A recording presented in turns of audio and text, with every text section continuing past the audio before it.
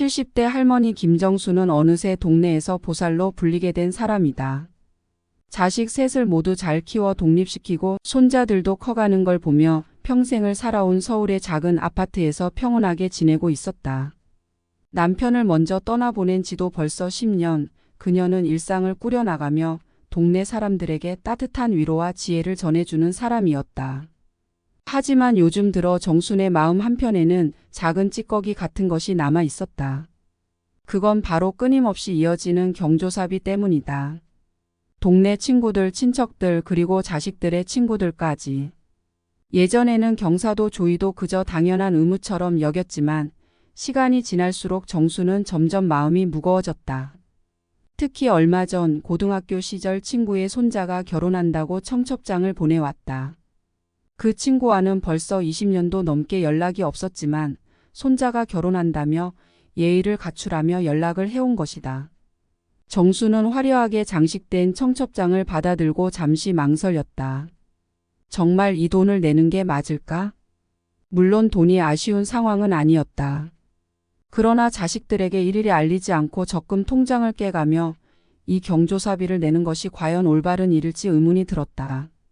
자식들은 그런 돈을 어디에 쓰냐고 타박할 테고 손자들에게 줄 용돈도 줄어드는 건 분명했다. 정수는 그저 묵묵히 웃으며 넘겼지만 마음 깊은 곳에서는 이게 과연 자신이 원하는 삶인지 고민이 되었다. 그날 밤 정수는 예전에 돌아가신 남편 생각에 잠긴 채 혼잣말을 했다. 여보, 당신 같았으면 이 돈을 냈을까? 남편은 생전에 씀씀이가 적은 사람이었다. 필요 이상의 돈을 쓰는 걸 경계했던 그가 만약 살아있었다면 아마 이건 아니지라고 했을 것이다. 그러나 사회에서 기대하는 역할을 다하는 것도 중요하다는 생각이 정순을 붙잡았다. 며칠 뒤 정수는 아들 상진에게 전화를 걸었다. 아들, 내가 경조사비를 계속 내는 게 맞는 걸까? 상진은 잠시 머뭇거리다가 말했다. 엄마, 그건 엄마가 결정할 일이야. 하지만 요즘 세상은 그렇게 모든 청첩장에 다 답하는 시대가 아니에요. 마음이 편한 대로 하셔도 돼요. 정수는 그 말을 듣고 나서야 비로소 마음이 가벼워졌다. 중요한 건 사회적 체면이 아니라 자신의 마음이었다. 며칠 후 그녀는 청첩장을 보낸 친구에게 전화를 걸었다.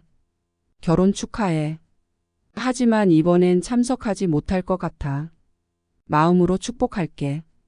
그리고 정수는 조용히 청첩장을 서랍에 넣었다. 그 서랍 속엔 아직도 수많은 청첩장이 남아 있었지만 그녀는 그날 처음으로 진정한 자유를 느꼈다. 정수는 그날 이후로 자신을 조금씩 바꾸기 시작했다. 더 이상 억지로 타인의 기대에 부응하지 않고 자신이 진정으로 원하는 것을 선택하기로 마음먹은 것이다. 이제 경조사비가 부담스럽거나 마음에 내키지 않으면 자연스럽게 거절하는 법도 배웠다. 마음 한구석의 찝찝함은 여전했지만 그런 감정마저도 세월이 지나면 옅어질 것이라고 믿었다. 시간이 흐르면서 정순의 새로운 변화는 주변 사람들에게도 조금씩 영향을 주기 시작했다. 동네 모임에서도 예전처럼 크고 번잡한 행사를 준비하는 대신 작은 모임을 선호하게 되었다. 무리하게 돈을 모으거나 서로에게 부담을 주는 일들이 줄어들었다. 정순이네는 이제 경조사비도 덜 내고 소소한 걸 좋아한대라며 수군대는 사람도 있었지만 정수는 그러한 말에 신경 쓰지 않았다. 자신의 선택이었고 더 이상 사회적 체면이나 타인의 기대에 얽매일 이유가 없었다. 하지만 세상은 언제나 생각지 못한 방식으로 흘러가는 법. 어느 날 정순의 막내딸 민지가 예고 없이 찾아왔다. 민지는 평소에 바쁜 직장인이라 자주 오지 못했는데 그날은 무언가 골치 아픈 일이 있는 듯 보였다. 엄마, 할 얘기가 있어요. 정수는 민지가 어려운 이야기를 꺼내려고 하는 것을 알아챘다. 민지는 결혼한 지 몇 년이 되었지만 아직 아이가 없었고 남편과의 관계도 가끔씩 위태로웠다. 그래서 딸이 힘든 일을 겪고 있다는 걸 직감한 정수는 차 한 잔을 준비하며 딸의 마음을 들여다보려고 했다. 무슨 일이야? 요즘 많이 힘든 것 같은데. 민지는 한숨을 쉬며 입을 열었다. 엄마, 나 요즘 진짜로 힘들어. 직장에서도 스트레스가 많고 남편이랑도 잘 안 풀려. 더군다나 요즘은 친구들 모임마다 나만 애가 없어서 좀 소외되는 느낌도 들고. 정수는 그런 딸의 고충을 듣고 가슴이 아려왔다. 자신의 젊은 시절 자식들을 키우며 느꼈던 외로움과 고단함이 떠올랐다. 그러나 정수는 이제야 깨달았다. 사람들에게는 각자의 길이 있으며 모든 기대에 맞추려 애쓸 필요는 없다는 것을.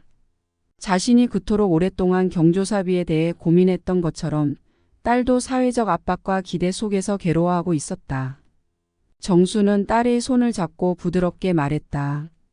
민지야, 남들이 뭐라 하든 신경 쓰지 마라. 엄마도 오랜 세월 남들 눈치 보며 살아왔지만 이제는 그렇게 살고 싶지 않다. 너도 너 자신을 위해 살아야 해.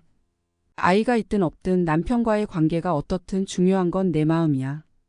민지는 처음에는 어리둥절해 했지만 곧 눈시울이 붉어졌다.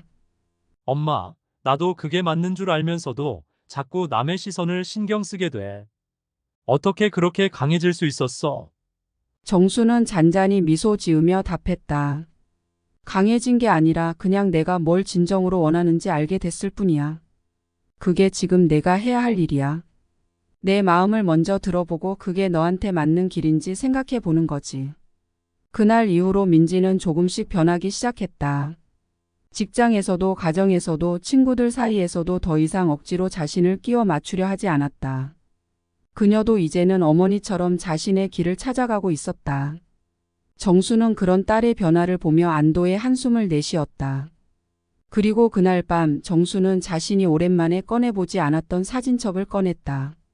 남편과 자식들이 함께 찍은 젊은 시절의 사진들. 그 속에 담긴 순간순간이 그녀에게 소중한 기억으로 남아 있었다. 남들이 기대하는 삶이 아니라 자신이 선택한 삶을 살아가겠다고 다짐했던 그 순간들처럼. 정수는 조용히 사진첩을 덮고 혼잣말을 했다. 여보, 당신 없이도 나 잘하고 있지? 우리 딸들도 잘하고 있고. 이제 내 마음대로 살아도 되겠지? 그녀는 창밖을 바라보며 미소 지었다. 바람에 흔들리는 꽃들처럼 자신의 인생도 그렇게 부드럽게 흔들리며 살아가고 있는 것이다. 정순 할머니가 스스로 선택한 삶에 익숙해져 가던 어느 날 예상치 못한 갈등이 찾아왔다. 이번엔 둘째 아들 상호의 문제였다. 상호는 사업을 시작한 지 얼마 되지 않아 많은 어려움을 겪고 있었다. 식당을 열었지만 손님은 생각보다 적었고 자꾸만 적자가 쌓여갔다. 상호는 고민 끝에 어머니에게 도움을 요청할 수밖에 없었다. 어느 일요일 저녁 상호는 어머니 집을 찾았다. 그는 깊은 한숨을 내쉬며 정순 앞에 앉았다. 엄마, 할 얘기가 있어. 정수는 상호의 얼굴을 보자마자 직감했다. 그동안 연락이 뜸하던 상호가 찾아온 이유를 어렴풋이 알 것 같았다. 식당 이야기를 종종 듣긴 했지만 직접적으로 도움을 요청하지 않았던 아들이 이제 와서 무언가 부탁을 하려는 게 분명했다. 정수는 마음을 단단히 먹고 차분히 물었다. 무슨 일인데 그래? 힘들면 얘기해 보렴. 상호는 머뭇거리며 결국 본론을 꺼냈다. 식당이 요즘 힘들어. 생각보다 손님이 안 와서 적자가 계속 쌓이고 있어. 그래서 말인데, 엄마가 좀 도와줄 수 있을까? 경조사비로 쓰려고 모아둔 돈이라도 조금만 빌려주면 좋겠어. 정순의 가슴은 철렁 내려앉았다. 그동안 쌓아둔 경조사비와 모아둔 돈은 나름 중요한 용도로 쓰기 위해 남겨둔 것이었다. 더 이상 경조사비로 부담을 느끼지 않기 위해 아끼고 자식들에게도 의존하지 않기 위해 관리해 온 돈이었다. 하지만 상호의 처지를 외면하기엔 마음이 무거웠다. 그의 목소리에서 느껴지는 절박함이 어머니로서 가슴을 아프게 만들었다. 정수는 잠시 눈을 감고 생각에 잠겼다. 이 돈을 내 자식에게 써도 되는 걸까? 그래도 이건 나 자신을 위해 아껴둔 돈인데.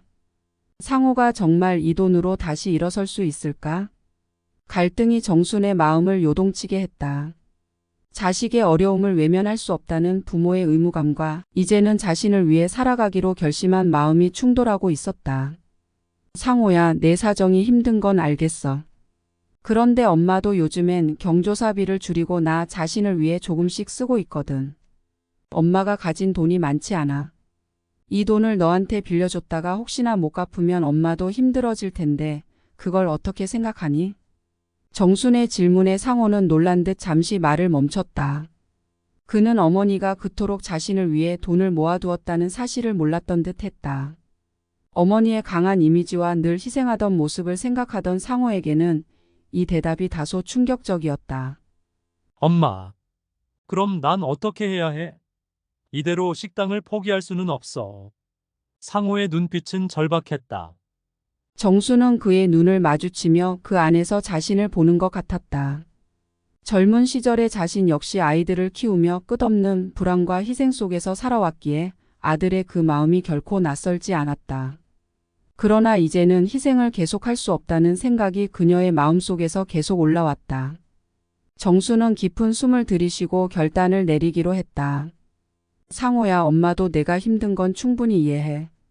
하지만 엄마는 이제 다른 식으로 너를 도와주고 싶어.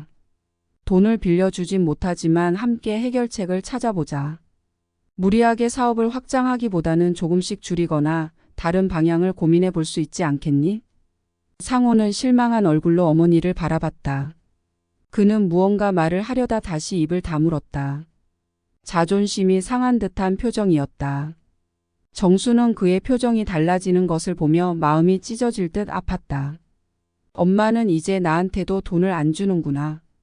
상호는 작은 목소리로 중얼거렸다. 그 말은 정순의 가슴에 비수처럼 꽂혔다. 이 순간 자식에게 도움이 되지 않는다는 죄책감과 자신을 지켜야 한다는 결심이 충돌하며 그녀의 내면에서 큰 파동을 일으켰다. 하지만 정수는 흔들리지 않기로 했다. 그녀는 떨리는 목소리로 마지막 말을 건넸다. 상호야, 엄마가 돈이 없어서가 아니야. 이건 내가 진짜로 다시 일어설 수 있도록 도와주고 싶어서야. 진짜 도움은 단순히 돈을 빌려주는 게 아니란다. 상호는 아무 말 없이 고개를 숙인 채 잠시 정적이 흘렀다. 그리고 그는 마침내 자리에서 일어나며 한마디 덧붙였다. 알겠어요, 엄마. 내가 잘 생각해 볼게. 그날 밤 정수는 아들이 떠난 후에도 오랫동안 잠을 이루지 못했다. 과연 내가 옳은 결정을 했을까? 그 자식과의 갈등 속에서 그녀는 스스로에게 던지는 질문에 대해 답을 내리지 못한 채 그저 창밖으로 깊어가는 가을밤을 지켜보고 있었다. 정수는 상호가 떠난 그날 밤 쉽게 잠에 들지 못했다. 아들이 보였던 실망과 서운함이 자꾸만 그녀의 마음을 무겁게 짓눌렀다.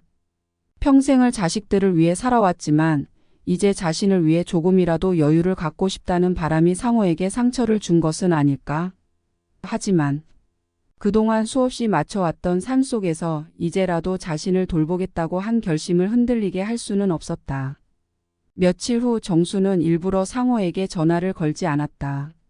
아들이 스스로 이 상황을 어떻게든 풀어나가길 기다리기로 했다. 하지만 상호에게서도 연락이 없었다. 그렇게 시간이 흐르고 정수는 마음속에서 미처 해소되지 않은 불안과 갈등을 묵묵히 안고 지냈다. 그러던 어느 날 상호가 다시 어머니 집을 찾아왔다. 이번엔 고개를 숙인 채 조용히 앉아있던 그가 전에 보였던 그 절박하고 화가 난 모습과는 달리 한층 차분해 보였다. 엄마, 저번에 너무 경솔하게 말한 것 같아요. 미안해요. 정수는 뜻밖의 말에 놀랐다. 상호가 사과할 거라고는 생각하지 못했기 때문이다. 그녀는 잠시 말을 잇지 못했다가 조용히 대답했다. 괜찮다, 상호야. 내가 많이 힘들었으니까 그럴 수 있지. 엄마도 너한테 차갑게 대해 미안해. 상호는 고개를 저으며 어머니를 바라봤다. 아니에요, 엄마. 그동안 제가 너무 엄마한테 기대기만 한 것 같아서요. 사업을 하면서도 자꾸 엄마한테 손을 벌리고 힘들 때마다 엄마가 해결해 줄 거라고 생각했던 것 같아요. 그런데 그게 아니더라고요. 결국 제 문제는 제가 해결해야 한다는 걸 이제야 알았어요. 정수는 아들이 한 뼘 더 성장한 듯한 모습을 보고 마음이 뭉클해졌다. 그동안 늘 자식들을 보호하고 도와줘야 한다고만 생각했던 그녀에게 지금 이 순간은 새로운 의미로 다가왔다. 이제 아들도 자신의 길을 스스로 찾아가려는 모습을 보이고 있었던 것이다. 상호야, 엄마가 돈을 빌려주지 않은 게 너한테 상처가 됐을까봐 많이 걱정했단다. 하지만 내가 스스로 이겨내는 법을 배우길 바랐어. 엄마도 이제 너희가 어른이 됐다는 걸 인정하고 싶었거든. 상호는 잠시 눈을 감았다가 미소를 지으며 고개를 끄덕였다. 맞아요. 덕분에 저도 많은 생각을 했어요. 사실 그날 이후로 식당 운영 방식을 다시 한번 점검해보고 내가 무리한 부분이 많았다는 걸 깨달았어요. 그래서 메뉴도 줄이고 직원도 최소한으로 운영하면서 지출을 줄이기 시작했어요. 엄마가 도와주지 않았던 게 오히려 저한테 큰 도움이 됐어요. 정수는 아들의 말을 듣고 마음 깊은 곳에서 안도감이 흘러나왔다. 그녀가 내린 어려운 결정이 결국 옳은 방향으로 흘러가고 있다는 확신이 들었다. 자식이 힘든 순간에 도와주는 것도 중요하지만 때로는 그들이 스스로 어려움을 극복할 수 있도록 지켜봐 주는 것도 부모로서의 역할일 수 있다는 깨달음이 다가왔다. 잘했다, 상호야. 엄마는 언제나 내가 무엇을 하든 응원하고 있다는 걸 기억해. 하지만 내가 앞으로도 이런 결정을 혼자서 해나갈 수 있을 거라고 믿는다. 상호는 어머니의 말에 깊이 고개를 숙였다. 그동안 자신이 얼마나 어머니에게 의존했는지를 되돌아보며 이제는 자신이 스스로 더 강해져야 한다는 것을 깨달았다. 정순도 마찬가지로 자식들이 이제는 그녀의 도움이 없이도 충분히 자신들의 길을 걸어갈 수 있다는 사실을 받아들이게 되었다. 며칠 후 상호는 식당을 다시 열었고 그동안의 무리한 경영 방식을 버리고 효율적으로 운영하기 시작했다. 손님도 점차 늘어났고 더 이상 적자에 시달리지 않게 되었다. 그는 어머니에게 종종 소식을 전하며 감사의 마음을 표현했고 정순도 아들의 성장을 기쁘게 지켜봤다. 그날 밤 정수는 오랜만에 평온한 마음으로 창밖을 바라보았다. 가을 바람이 살며시 스며들어오는 창가에서 그녀는 혼자 미소 지었다. 이제는 경조사비도 자식의 기대도 아닌 자신만의 선택과 자부심으로 살아가고 있다는 것이 무척 기쁘고 평화로웠다. 여보, 나 잘했지? 우리 상호도 잘하고 있어. 정수는 작은 목소리로 고백하듯 남편에게 속삭였다. 그리고 한참을 그저 조용히 잔잔한 바람에 흔들리는 나무들을 바라보며 생각에 잠겼다. 이제 그녀는 진정으로 스스로의 인생을 살아가는 법을 배웠고 자식들 또한 그 과정을 통해 성장하고 있었다.